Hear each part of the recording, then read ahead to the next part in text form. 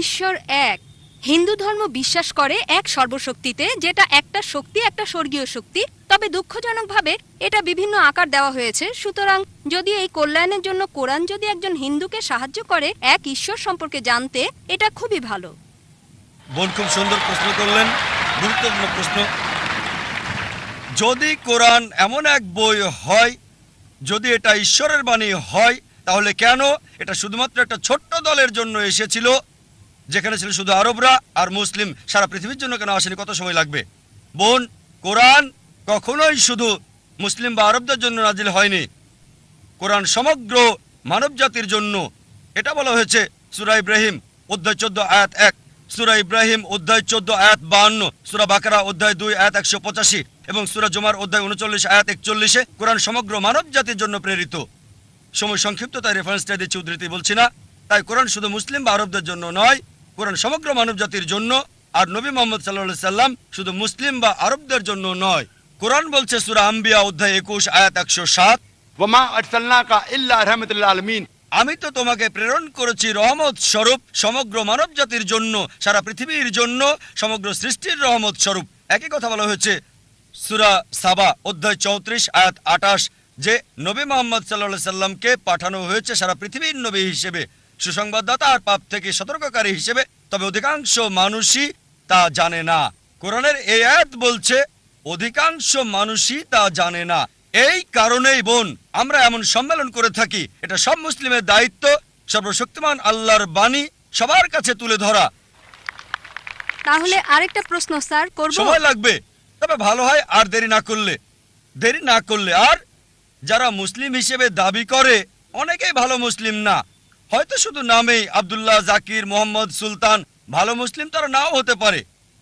একইভাবে আপনি ঠিকই বলেছেন, হিন্দু ধর্মে গ্রন্থ মানছে না। তারপরও যে ধর্মের সবচেয়ে বেশি মানা হয় শুধু মুখে নয় কাজে কর্মে, সেটা হচ্ছে ইসলাম 1 নম্বরে। খ্রিস্টানরা সংখ্যা অনেক বেশি, প্রায় 200 কোটি, মুসলিমরা 130 কোটি। তবে পৃথিবীতে ধর্ম মানার ক্ষেত্রে 1 নম্বর হলো ইসলাম, পার্সেন্টেজ হিসেবে সবচেয়ে বেশি। তাই এই আলোচনা প্রধানত ওই সমস্ত মুসলিমদের উদ্দেশ্যে যারা যথাযথভাবে ধর্ম পালন করছে না, যাতে ইসলামের কাছে থাকে। আর ওই সব মুসলিমদের কাছে শান্তির বাণী পৌঁছাতে চাই, ভালোবাসার বাণী। আর পৃথিবীতে প্রমাণ করতে চায় যে ঈশ্বর কেবল একজনই। পূর্ণ শান্তি তখনই আসতে পারে যদি নিজের ইচ্ছাকে আল্লাহর কাছে সমর্পণ করেন। এটা একমাত্র রাস্তা পৃথিবী এবং আখিরাতে পূর্ণ শান্তি পাবার। আর এই কারণে এই বোন এমন সম্মেলন করছি। আমাদের একটা স্যাটেলাইট চ্যানেল আছে, পিস টিভি। প্রতিদিন 60 মিলিয়নেরও বেশি মানুষ এটা দেখছে। তাই অন্তত বিচারের দিনে আল্লাহ সুবহানাহু ওয়া তাআলার কাছে বলতে পারবো, হে আল্লাহ, আমাদের সামর্থ্যের মধ্যে সর্বোচ্চ চেষ্টা করেছি। আমরা অন্তত প্রতিদিন 60 লক্ষ মানুষের কাছে তোমার দাওয়াত দিয়েছি। আর আজকে এই দাওয়াত আপনার কাছে পৌঁছে গেল বোন। তাই পরবর্তীতে বিচারের দিনে বলতে পারবো, আল্লাহ সুবহানাহু ওয়া তাআলাকে আমি দাওয়াত দিয়েছি, এই বোনকে গ্রহণ করা না করাটা আপনার বিষয়। আরেকটা বিষয় স্যার বলতে পারবো? একটু যোগ করতে চাই, পারবো? অনেক ধন্যবাদ স্যার। আর একটা বিষয়, যদি ঈশ্বর নিরপেক্ষ থাকবেন বিচারের দিনে, তাই না? তাহলে আপনি পক্ষপাতিত্ব করলেন যে অমুসলিমদের অগ্রাধিকার দেওয়া প্রশ্ন করার ক্ষেত্রে। ঈশ্বর ন্যায় নিরপেক্ষ। তাই যদি হিন্দুরা মূর্তি এবং ছবিতে বিশ্বাস করা বন্ধ করে আর তারা সর্বশক্তিমানে বিশ্বাস করে, যার কোনো আকৃতি নেই, কোনো আকার নেই, বিচারের দিনে তারা কি মুসলিম হিসেবে গণ্য হবে সর্বশক্তিমান ঈশ্বরের কাছে? না, এটা এমন না। একই ধারণা যা হিন্দু ধর্মে আছে, যা ভুল বিশ্বাস আর আকৃতি দিয়ে পালন করা হয়। তবে একজন হিন্দু যদি হিন্দু ধর্ম পালন করে, সেটা ভুল না, পালন করবে, কারণ তার উদ্দেশ্য ঈশ্বর, তিনি মহান। তবে আকার দেওয়া যাবে না। যদি এই বার্তা হিন্দুদের কাছে পৌঁছে, তারা গ্রহণ করবে। খুবই ভালো প্রশ্ন। ধন্যবাদ স্যার। আর নিরপেক্ষ হওয়ার ব্যাপারে দুটো মত থাকতে পারে আপনার দিক থেকে, কারণ নিরপেক্ষ না বলে অন্তত প্রশ্ন করতে পারছেন। এই পক্ষপাতিত্ব না করলে আমি আল্লাহর কাছে বলতে পারতাম না আমি আপনাকে সরাসরি দাওয়াত দিয়েছি এককভাবে। আপনি দেখছেন, তাই না, তিনি তা বিশ্বাস করেন না। কেন পক্ষপাতিত্ব করছি? এই পক্ষপাতিত্ব নিরপেক্ষতার জন্য। কারণ অন্যরা দাওয়াত পেয়েছে 100 না হলো 90 ভাগ, আপনারা সবাই কম পাবেন। তাই আমাদের এই পক্ষপাতিত্ব নিরপেক্ষ হওয়ার জন্য। ঠিক স্যার। তবে আমাদের যা দরকার। প্রশ্নে আসি। জি স্যার। এটা খুবই ভালো প্রশ্ন, যে যদি হিন্দুরা বিশ্বাস করে এক ঈশ্বরে, মূর্তিতে বিশ্বাস না করে, প্রতিমূর্তিতে বিশ্বাস না করে, ভাস্কর্যে বিশ্বাস না করে, তাহলে শেষ বিচারের দিনে তারা কি মুসলিম হবে? ঠিক, আপনি ইসলামের অংশ অনুসরণ করছেন। ঠিক, যদি আপনি হিন্দু গ্রন্থ পড়েন, হিন্দু গ্রন্থ বলছে আরেকজন নবী আসবেন, আর নবী মোহাম্মদ সাল্লাল্লাহু আলাইহি সাল্লামের আগমনের অনেক ভবিষ্যৎবাণী আছে অনেক জায়গায়। তার কথা আছে ভবিষ্য পুরাণায় পর্ব 3 খণ্ড 3 অধ্যায় 3 শ্লোক 5 থেকে 8। তার কথা বলা হয়েছে ভবিষ্য পুরাণায় পর্ব 3 খণ্ড 3 অধ্যায় 3 শ্লোক 10 থেকে 27। তার কথা বলা হয়েছে অথর্ববেদে অধ্যায় 21 অনুচ্ছেদ 6, অথর্ববেদ অধ্যায় 21 অনুচ্ছেদ 7। অনেক জায়গায় তার কথা বলা হয়েছে। তার কথা নাম সহ বলা হয়েছে 100-এরও বেশি বার মুহাম্মদ হিসেবে হিন্দু গ্রন্থে। ঠিক, সময় স্যার। কম, তাই সবগুলো রেফারেন্স বলছি না।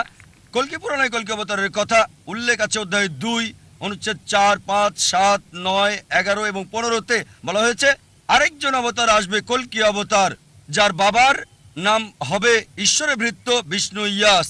আরবি করলে হয় আব্দুল্লাহ, যেটা মোহাম্মদ সাল্লাল্লাহু আলাইহি ওয়াসাল্লামের বাবার নাম। এই কল্কি অবতারের মায়ের নাম হবে সুমতি, যার অর্থ শান্তি, নীরবতা, যার আরবি হচ্ছে আমেনা, যেটা নবী মোহাম্মদ সাল্লাল্লাহু আলাইহি ওয়াসাল্লামের মায়ের নাম। তার জন্ম হবে মাধব মাসের 12 তারিখ, 12ই রবিউল আউয়াল।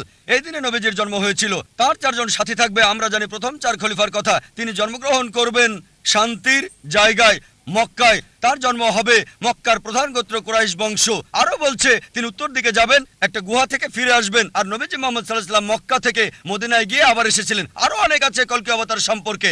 আপনি একটা অংশে বিশ্বাস করছেন লা ইলাহা, আপনাকে এটা বিশ্বাস মুহাম্মাদুর করতে হবে রাসূলুল্লাহ। মুহাম্মাদুর রাসূলুল্লাহ। ধন্যবাদ স্যার, ধন্যবাদ। আর যদি এটা করেন, নাম যাই আছে থাক, সেটাই থাকুক, হোক প্রীতি, যে নামই থাকুক। আপনার নাম কি বোন? পূজা। পূজা, এই নামই থাকুক, বদলাতে হবে না। মুসলিম হলেই হলো, নাম পরিবর্তনের কোনো দরকার নেই আপনার। কিন্তু স্যার ধারণাটা এক ঈশ্বরের ধারণা, কোনো মূর্তি নেই, কোনো প্রতিমূর্তি নেই। তার শেষ এবং চূড়ান্ত নবী মুহাম্মদ। ইনশাআল্লাহ বিচারের দিনে আপনি জান্নাতে যাবেন এই পূজা নাম নিয়েই। তাই স্যার রাস্তা ভিন্ন ভিন্ন, মূল বিষয় হলো উদ্দেশ্য এক হতে হবে। আমি এটাই বিশ্বাস না করি। বোন, গন্তব্যের জন্য পথগুলো ভিন্ন। যদি সবগুলো পথের গন্তব্য একই জি হয়ে থাকে স্যার, তাহলে আলাদা কথা। লক্ষ্য তো একই হবে, এটাই আমি বলতে চাচ্ছিলাম। বোন, সব রাস্তা দিয়ে রোমে যাওয়া যাবে না। ঠিক, আপনি মনে করতে পারেন, কিন্তু ভুলভাবে মনে করলে আমি সঠিক করে দেব। আমি বিশ্বাস করি হতে না। পারে। না স্যার, না না। বোন, যদি বলেন আপনি হিন্দু, সংজ্ঞাগতভাবে যে ভারতে বাস করে সেই আসলে হিন্দু। না স্যার, এটা এমন না। বোন, হিন্দু হচ্ছে ভৌগোলিক সংজ্ঞা। আপনি জানেন না, আমি জানি। আমি একজন হিন্দু ভৌগোলিক ভাবে। আমি হিন্দু ভৌগোলিক ভাবে। হিন্দু শব্দটা প্রথম ব্যবহার করে আরবরা, অনেকে এখানে আছে। তারা আমাকে হিন্দি বলে, যখন সেখানে যাই, হিন্দি, হাই হিন্দি। তারা বলে আমি হিন্দু। হিন্দু শব্দটা প্রথম ব্যবহার করে আরবরা যখন ভারতে এসেছিল। পার্সিরা ব্যবহার করেছিল এটা ভারতের লোকদের বোঝাতে যখন ভারতে এসেছিল। তাই ভৌগোলিকভাবে আমি হিন্দু। যদি ধর্মীয়ভাবে বলেন, হিন্দু হচ্ছে মিসনোমার। স্বামী বিবেকানন্দ বলেন সঠিক কথাটি হচ্ছে বেদান্তি। আপনার বেদ মানা উচিত। তাই যদি সঠিক বিষয়টা অনুসরণ করেন, বেদের এক ঈশ্বরে বিশ্বাস করেন আর বিশ্বাস করেন নবী মোহাম্মদ সাল্লাল্লাহু আলাইহি ওয়াসাল্লামকে, তাহলে আপনি একজন মুসলিম। কিন্তু স্যার ধর্ম শক্তিশালী হতে পারে না। হ্যাঁ? আসল শক্তি হলো আল্লাহ। ঠিক, আমি আপনার সঙ্গে সত্য এবং একমত। চূড়ান্ত শক্তি আল্লাহ। আর ঈশ্বরের ধর্ম হচ্ছে চূড়ান্ত। স্যার এটা একটা ঈশ্বরের মাত্র ধর্ম ধর্ম। ইসলাম না। ঈশ্বরের ধর্ম ইসলাম না, এটা না। ইসলাম, যদি আরবি শব্দ ইসলাম আপনাকে মর্মাহত করে, সেটাকে আপনি দূরে রাখেন। না না, এটা আমাকে আঘাত করছে না। আমি এটা আপনাকে কষ্ট বলছি বোন, দিচ্ছে না। যদি মর্মাহত না করে, না তবে স্যার, এটা একটা ভালো শব্দ। কিভাবে এটা অন্যকে আঘাত করে? অন্তত একজন শিক্ষিত মেয়েকে না। মাশাআল্লাহ, আপনি একজন শিক্ষিত মেয়ে। হ্যাঁ, ধন্যবাদ, অনেক ধন্যবাদ আপনাকে। ধন্যবাদ স্যার। বোন, ইসলাম হচ্ছে নিজের ইচ্ছাকে আল্লাহর কাছে সমর্পণ করা। ইসলাম নিয়ে যদি সমস্যার দরকার নেই, তবে আপনার ইচ্ছাকে সমর্পণ করুন। আল্লাহ কোরআনে বলেছেন সূরা আল ইমরান অধ্যায় 3 আয়াত 19, इन दीन इंदल्लाह इस्लाम। একমাত্র ধর্ম, একমাত্র জীবন ব্যবস্থা আল্লাহর কাছে গ্রহণযোগ্য হচ্ছে নিজের ইচ্ছাকে আল্লাহর কাছে সমর্পণ করা। আমার নাম আরিয়ান পুত্র কুমার নারায়ণ সিং কৌন্তে, দিল্লি থেকে এসেছি। আমি ভালো ইংরেজি বলতে পারি না, এজন্য আমি দুঃখিত। স্যার, আমি জিজ্ঞেস করতে চাই যে ভগবানের বানানো নিয়মে কি পরিবর্তন হতে থাকে?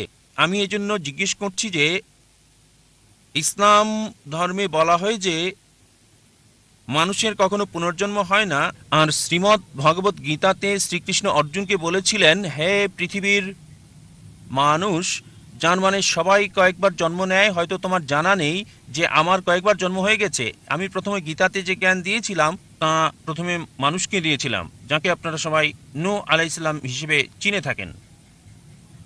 আবার পরের বার বলছে যে আমি সূর্যদেবকে এই জ্ঞান দিয়েছিলাম, এখন আমি আপনাকে এটা দিচ্ছি।